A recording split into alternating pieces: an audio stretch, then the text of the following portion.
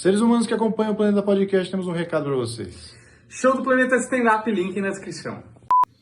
Eu acabo tomando muita pancada por causa da questão do sincretismo no Brasil, que é algo que há muito tempo precisa ser repensado. Quando você pega aquele indivíduo, homem, mulher, preto, que foi escravizado, e ele traz ali da família dele, da linhagem dele, por exemplo, o culto a um orixá, cara, esse orixá ele não conseguiu sair da senzala sem um santo católico preso no pé dele. Uhum. E aquele orixá, ele tem uma teogonia, ele tem uma teologia, ele tem uma cosmogonia, ele tem uma estrutura dentro da história de um povo. Existe um Deus ali também. Uhum. Só que no Brasil, como eu tenho o movimento da diáspora na questão da escravidão, e eu tenho a questão católica muito forte, isso vai ser colocado de outra forma. Por exemplo, quando a gente pega para ler Laurentino Gomes, Escravidão, ele começa a construir ali, fala, olha, esse processo já começa, por exemplo, no Congo. O rei X, que tinha um nome, por exemplo, num dialeto inquibundo, ele aceita ser batizado como João Antônio, que ele recebe o nome cristão. Já começa ali. E há uma identificação do processo espiritual. Fala, olha, esse santo aqui, você pede tal coisa, ele faz tal coisa, e esse inquice aqui é bem parecido. Houve essa proximidade. Só que uma coisa é ter a proximidade. E por exemplo, no Brasil, quando eu afirmo, cara, Ogum não é São Jorge, e Ogum nunca vai ser São Jorge. Uhum. Eu preciso entender que o Brasil ele é um grande cenário de culturas que funcionam no culto de almas. O que é o culto de almas? Maranhão, por exemplo, estive em Codó. Entre São Luís e Codó, tem lá uns 200 e poucos quilômetros. A hora que você está chegando em Codó é tido como a capital da magia, Bita do Barão, Mestre Aloysio, já falecidos, mas as grandes referências. Codó, acho que 5 quilômetros da entrada de Codó tem um memorial, chamado Memorial do Seu Pardinho. Seu Pardinho era um andarilho na cidade, vivia para lá e para cá, tomava umas, caía, aí alguém ia lá, ajudava o Seu Pardinho, levantava, dava comida para ele melhorava, o que ele fazia? Tomava outras, caía de novo. Essa foi a vida do Seu Pardinho. E um dia ele se afasta ali da cidade, vai andar na estrada, bebaço, e é atropelado. Acabou Seu Pardinho. Passa um tempo, uma mulher na cidade vai lá onde ele morreu, porque geralmente se faz um cruzeiro, né? A ideia do cruzeiro da alma, e pede um negócio pro Pardinho. E ela consegue o que ela pediu.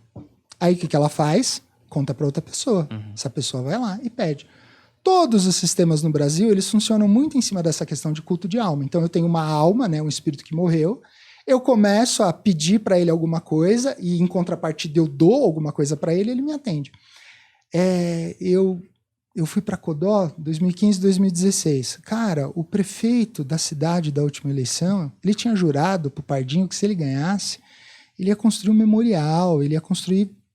e ele estava numa desvantagem assim numérica e virou no dia da eleição. Caramba. Virou, e hoje você tem um negócio e todo mundo vai lá pedir, vai fazer promessa. Isso é muito comum no Brasil.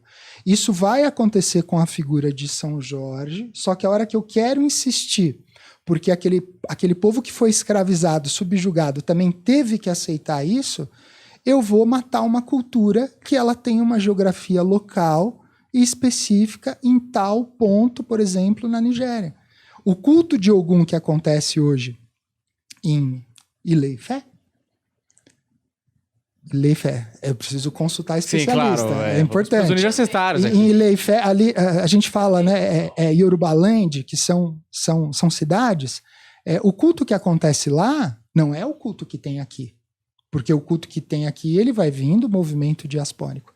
Só que hoje, 2022, ainda essa insistência, porque vai para o campo de você. Imagina eu, Jorge Scritori, contrariando Zeca Pagodinho.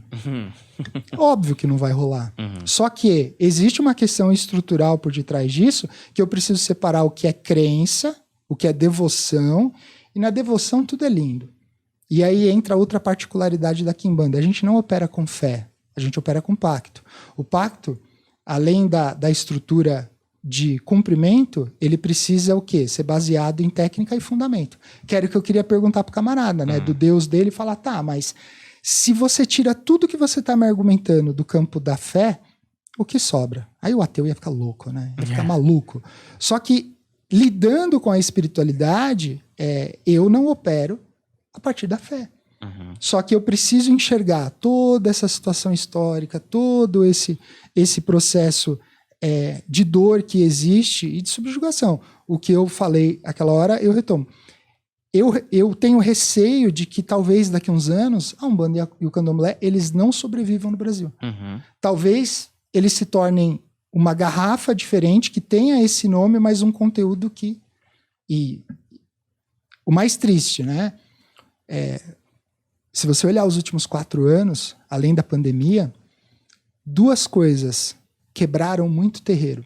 A pandemia e o mito. E assim, é uma derrubada, né? Porque não basta só ter a insanidade para fazer arminha. A arminha precisa ser cristã. E a partir desse momento, eu acabo evocando na população o ódio. A quem? A tudo aquilo que eu fui educado para entender que era o diabo.